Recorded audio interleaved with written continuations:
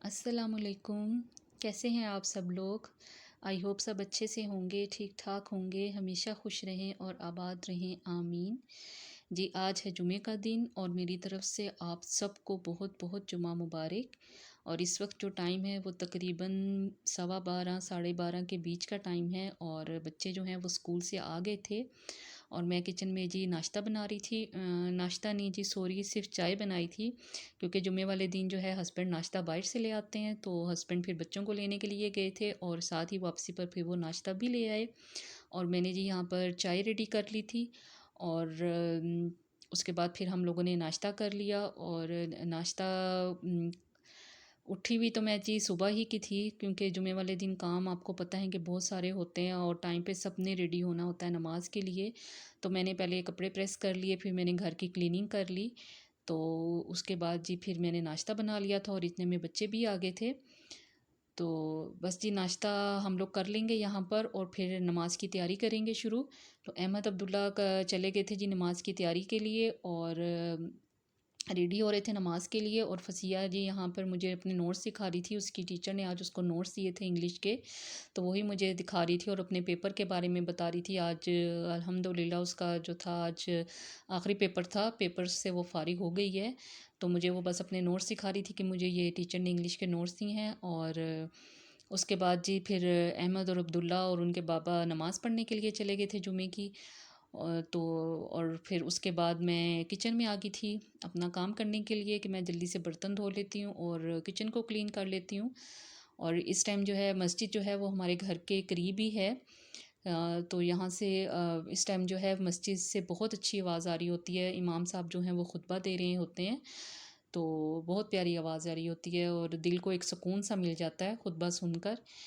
तो बल्कि मुझे तो रमज़ान की याद आ जाती है कि ऐसी आवाज़ें जो हैं वो रमज़ान में आ रही होती है मस्जिद से, एक रमज़ान में और एक जुमे वाले दिन, तो बहुत अच्छा लगता है।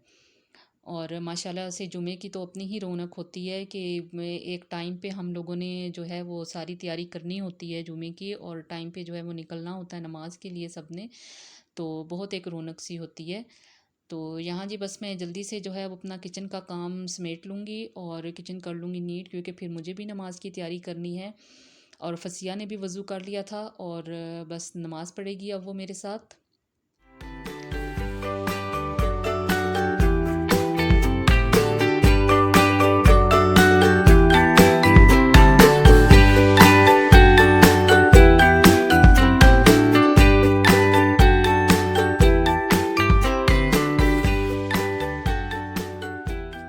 बस यहाँ मैं बर्तन बर्तन धोकर फ़ारिग हो गई थी, साथ ही फिर मैंने जल्दी से स्टोव साफ़ किया और किचन की मैं सारी क्लीनिंग कर लूँगी। और जो मेरे एक दो जो काम हैं किचन के वो भी करके फिर मैं फ़्री हो जाऊँगी। तो बस किचन साफ़ हो जाए तो फिर मैं मेंटली तौर पे जो है वो बिल्कुल रिलैक्स हो जाती हूँ कि ये किचन जो है वो साफ़ हुआ हुआ होगा और उसके बाद फिर जब मुझे कुकिंग करनी होगी तो बस फिर मैं आके तो कुकिंग कर लूँगी। तो यहाँ जी बस मैं अब चूल्हा साफ़ कर लिया था और उसके बाद जो है फिर मैंने किचन को भी जल्दी से क्लीन किया और सिंक वगैरह भी धो लिया था और जो सफाई का कपड़ा वगैरह था वो भी धो के फिर मैं फ़ारिग हो गई थी।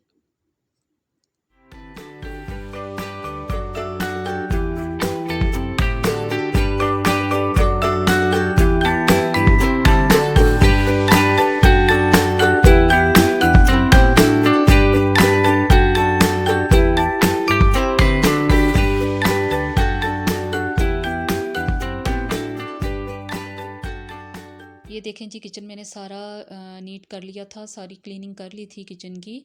और साथ ही मैंने दूध भी बॉईल होने के लिए रख दिया था कि चलें साथ साथ दूध भी बॉईल होता रहेगा।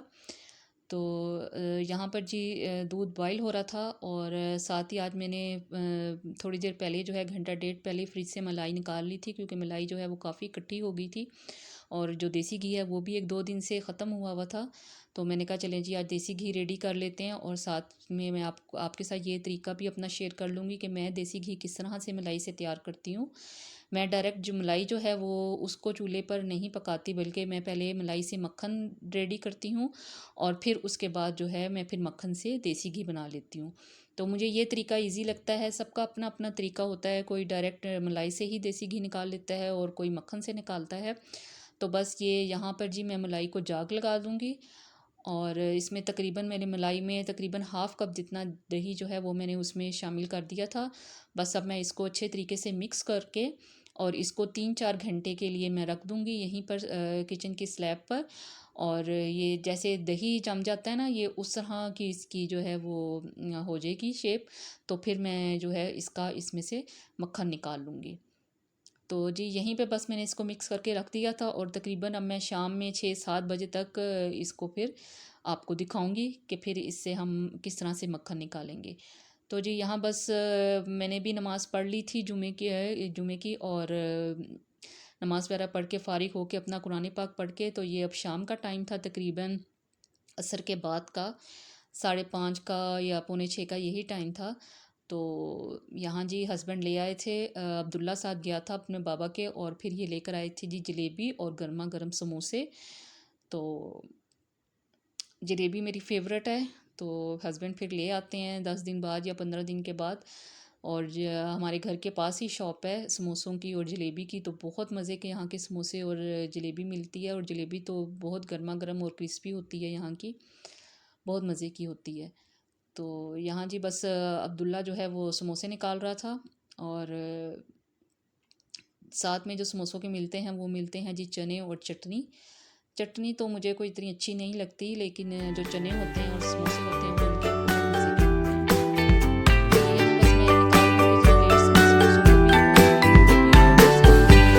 को भी, और साथ में चटनी को भी कर लूँगी। कोशिश तो मेरी होती है कि मैं बच्चों को घर में ही कुछ ना कुछ बना कर दूँ, कुछ ना कुछ साफ़ सुथरा सा बना कर दूँ। लेकिन बस आपको पता है कि बच्चे अक्सर ज़िद करते हैं बाहर से खाने की। तो बस आज इनकी यही ज़िद थी कि जी आज बाहर से बाबा समोसे ले आएंगे, तो हम वही खाएंगे शाम में। तो बस ये फिर जलेबी और समोसे ले आए थे, और फिर हमने इसको एंजॉय किया। और फिर चाय भी रेडी हो गई थी, चाय में लेगी थी। और अहमद ही इस टाइम था छत पर, क्योंकि उसने अपनी मुर्गियों को इस टाइम खाना वगैरह डालना होता है मगरिब से पहले पहले। तो फिर वो अपनी मुर्गियों को खाना डालने के लिए गया हुआ था। और बाकी जी यहाँ पर बैठे हुए चाय को एंजॉय कर रहे थे, समोसे खा रहे थे।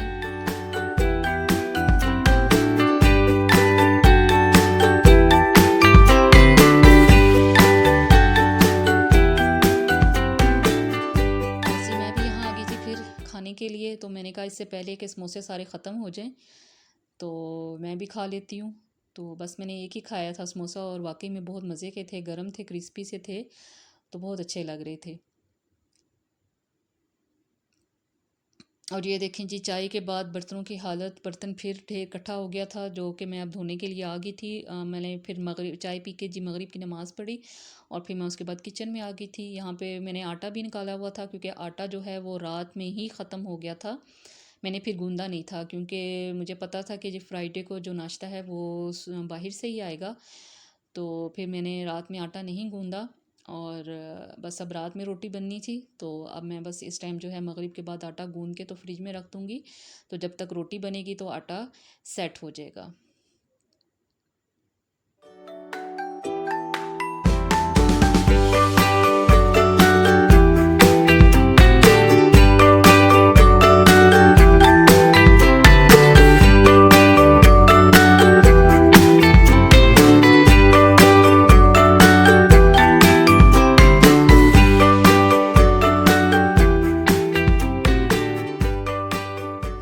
बस जी यहाँ पे जो है आटे को मैंने नमक लगा के लिए रेस्ट के लिए थोड़ी देर के लिए रख दिया था कि 10 मिनट का इसको रेस्ट मिल जाएगा, और फिर ये सेट हो जाएगा तो इसे मैं गूंद लूँगी। और यहाँ जी मैं दिखाने लगी थी, दिखा रही थी आप लोगों को मलाई जो मैंने सुबह जाग लगाया था उसमें। तो ये देखें इसकी जो है कुछ इस तरह से हो जाएगा, और मक्खन जो है वो खुद ब खुद ऊपर आ गया था। और ये देखें मैं थोड़ा सा बस हैंड बीटर से इसको थोड़ा सा बीट करूँगी, और इजीली मुझे 2 मिनट भी नहीं लगे थे, और मक्खन जो है वो रेडी हो गया था। ये देखें जी आपको ख़ुद फील हो रहा होगा कि मक्खन जो है वो निकलना शुरू हो गया था, और इसकी जो लस्सी सी होती है वो अलग हो गई थी। तो बस मैंने 2 मिनट के लिए इसको मज़ीद और बीट किया कि इसकी जो लस्सी है वो अच्छे तरीके से निकल जाए और मक्खन जो है वो बिल्कुल रेडी हो जाए। तो बस हार्डली इसको सिर्फ 2 से 3 मिनट लगे थे और मक्खन इजीली निकल गया था। गर्मियों में तो मैं इसी तरीके से ही मक्खन निकाल लेती हूँ, बहुत इजीली निकल जाता है। तो यहाँ जी मैंने पानी सुबह जो है वो फ्रीज़र में रख दिया था एक देगची भर के, और मैं इसमें अब बिल्कुल चिल पानी जो होता है ना, बिल्कुल ठंडा यख वाला पानी, वो अब इसमें डालूँगी कि मक्खन जो है वो थोड़ा सा हार्ड हो जाए और मैं इसको फिर इजीली इसमें से निकाल लूँगी। तो मैं इसको करूँगी अच्छे तरीके से मिक्स। इससे ये है कि मक्खन बिल्कुल लस्सी से अलग हो जाएगा और मैं इसको इजीली बाहर निकाल लूँगी।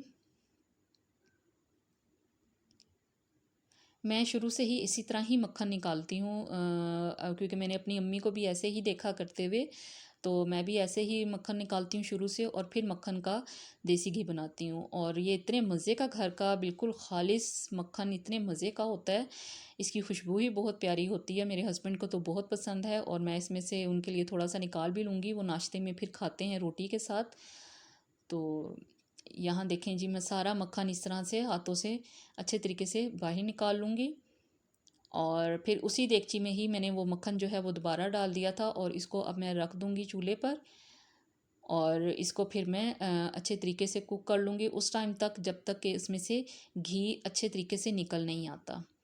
तो इसको पहले मैंने मीडियम फ्लेम पर रखा था और इसको मैंने थोड़ा सा चलाया कि ये अच्छे तरीके से मेल्ट हो जाए। तो जब इसको बॉयल आ जाएगा फिर मैं इसका फ्लेम लो कर दूँगी।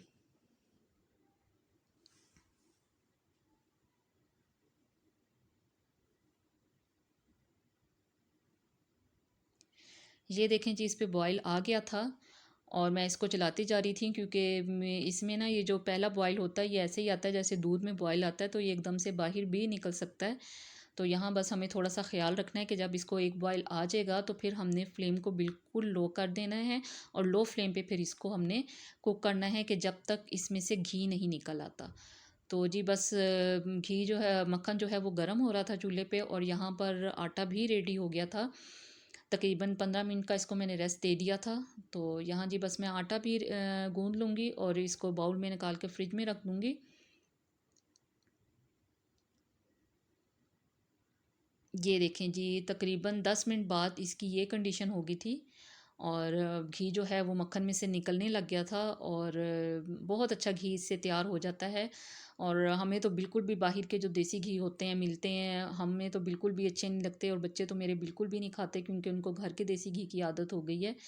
ज़्यादा नहीं, बस पराठे ही ज़्यादा बनते हैं देसी घी के। बाकी तो आम कुकिंग में तो मैं ज़्यादातर ऑयल ही यूज़ करती हूँ। तो पराठे वगैरह बनाने हों या सादी रोटी पे घी लगाना हो तो फिर देसी घी यूज़ हो जाता है। तो यहाँ जी बस घी बन रहा था, चूल्हे पे पड़ा था और मैंने जी साथ ही बर्तन भी धोना शुरू कर दिए थे कि बस अब किचन में आई हूँ तो साथ ही फटाफट सारे काम जो हैं वो सिमट जाएँ।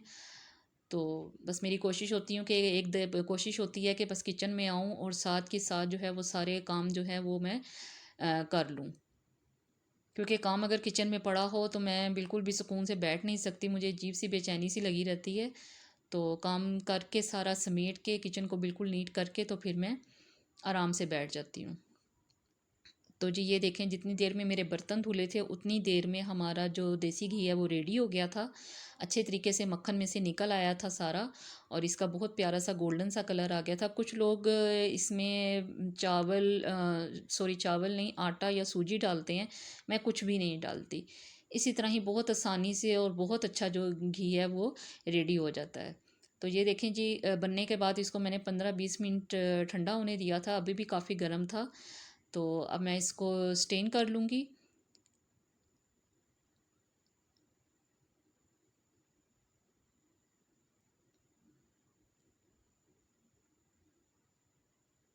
ये देखें जी, हमारा कितना प्यारा सा और कितना खूबसूरत इसका कलर आया देसी घी का, और इसका टेस्ट भी बहुत अच्छा है। आप लोग ज़रूर इस तरीके से ट्राई कीजिएगा देसी घी को, बहुत अच्छा आपको बहुत पसंद आएगा। तो जी बस यहीं तक था हमारा आज का व्लॉग। उम्मीद है आपको पसंद आया होगा। पसंद आया हो तो प्लीज़ मेरे चैनल को सब्सक्राइब कीजिएगा और वीडियो को लाइक और शेयर ज़रूर कीजिएगा। अपना रखिएगा खुद ख्याल। अल्लाह हाफ़िज़।